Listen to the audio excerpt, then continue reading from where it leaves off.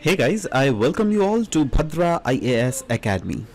आज के सेशन में हम लोग एक इम्पॉर्टेंट एस्पेक्ट डील करेंगे। रिसेंटली प्रधानमंत्री मोदी जी का मन का बात प्रोग्राम एयर हो रहा था, जहां पर प्रधानमंत्री मोदी जी ने नौगांव विलेजर्स को की काफ़ी ज़्यादा तारीफ़ की है। तो चलिए आज के इस आर्टिकल में यही डिस्कस करते हैं दैट नौगांव विलेजर्स की तारीफ़ क्यों की गई है, what are the reasons behind that and different other aspects. तो चलिए शुरुआत करते हैं। मन की बात का ब्रॉडकास्ट चल रहा था और बोला गया नौगांव के जो विलेजर्स थे उन्होंने एक बहुत ही इनोवेटिव एफर्ट्स निकाला है, राइट। और ये एफर्ट्स ऐसा है जिसके थ्रू जो मैन एनिमल कॉन्फ्लिक्ट्स इस आसाम के वेरियस रीजन्स में होते हैं ना, वो मैन एनिमल कॉन्फ्लिक्ट बहुत हद तक घट गया है।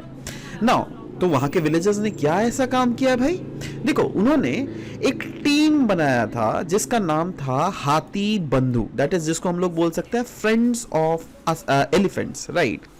फ्रेंड्स ऑफ एलिफेंट्स टीम बनाकर जो पहले हेलो पार्डन मी, सो या जैसे कि मैं बोल रहा था दैट पहले जो इतने सारे कॉन्फ्लिक्ट्स होते थे बिटवीन ह्यूमन एंड एलिफेंट, वो कॉन्फ्लिक्ट्स बहुत हद तक रिड्यूस हुई है, राइट। तो सवाल होता है दैट कौन कौन से ऐसे डिस्ट्रिक्ट्स है जहां पे animal as well as human का कॉन्फ्लिक्ट्स आसाम में बहुत ज्यादा हम लोग को देखने को मिल रहा है। कुछ कुछ रीजन्स है जैसे ग्वालपारा अगर देख लीजिएगा, यहाँ पे तो सबसे ज्यादा होता है, राइट।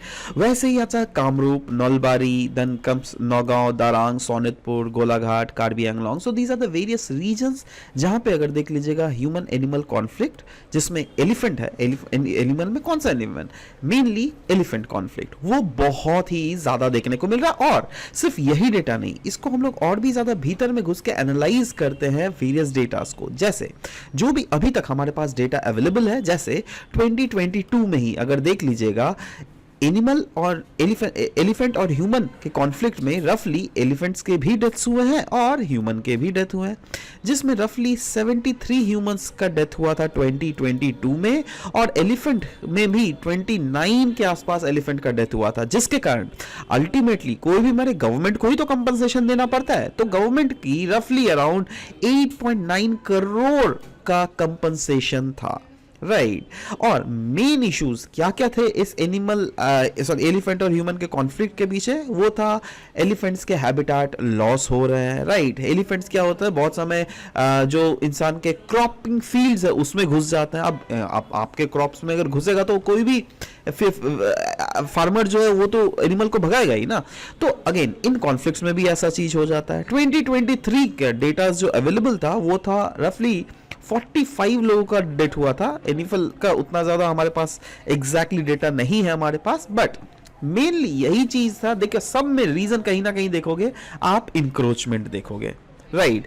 जैसे 2001 से लेकर 2022 का एक डेटा हमारे पास अवेलेबल था जो कि मैंने कंसाइज किया है, उसमें पाया गया दैट ह्यूमंस का डेथ मतलब इतना साल के बीच में रफली अराउंड 20-21 साल के बीच के में अगर देख लीजिएगा humans as well as animals बहुत ज्यादा डेथ हुआ है। और बहुत सारे रीजंस थे, जैसे इलेक्ट्रिक्यूशन क्या होता है ना, जब इलेक्ट्रिकल फेंसेस लगे हुए रहते हैं और एनिमल को तो नहीं पता ना क्या इलेक्ट्रिसिटी है, तो वो उस पे लग देता है और उसी को इलेक्ट्रिक शॉक लग के मर जाता है। Train accidents, these are many issues are there, right. Last 10 year का अगर ओवरऑल डेटा देख लीजिएगा तो रफली 800 से भी ज्यादा लोग मरे हैं और 300 से ज्यादा एलिफेंट्स की डेथ हुई है, राइट। और ये जो कॉन्फ्लिक्ट्स है उनकी फ्रीक्वेंसीज की बात करें, उनकी इंटेंसिटी की बात करें, वो बढ़े जा रहा है।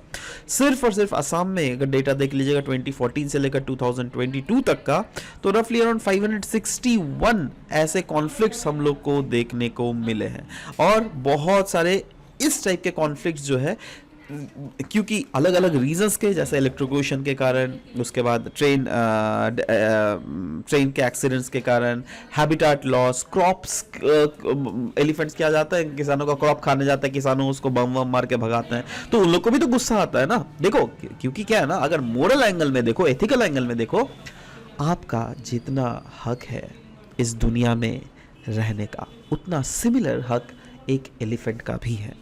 तो जब एलिफेंट का भी हक उतना है तो यस, इंसान लोगों को देना पड़ेगा ना उनको उनका जगह भी, right.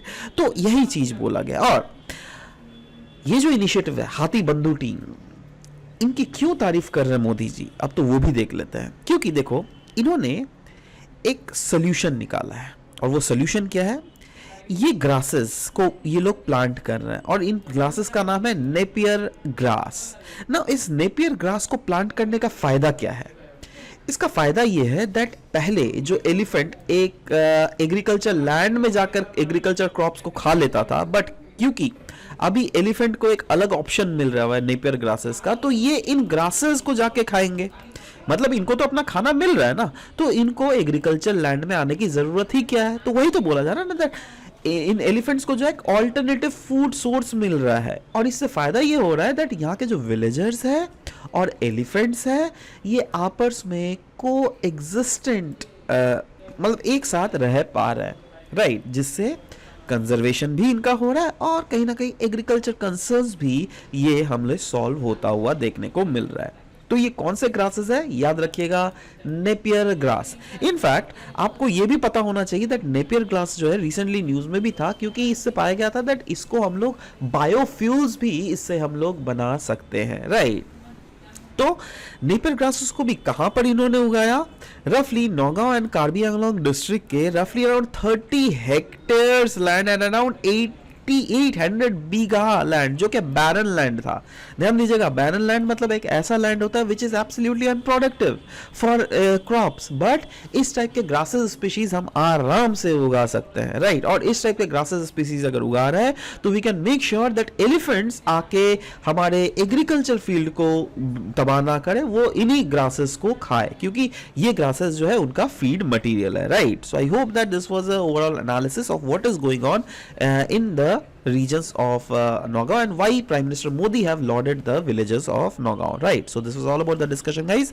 We'll be meeting in next session. Till then, bye bye, take care.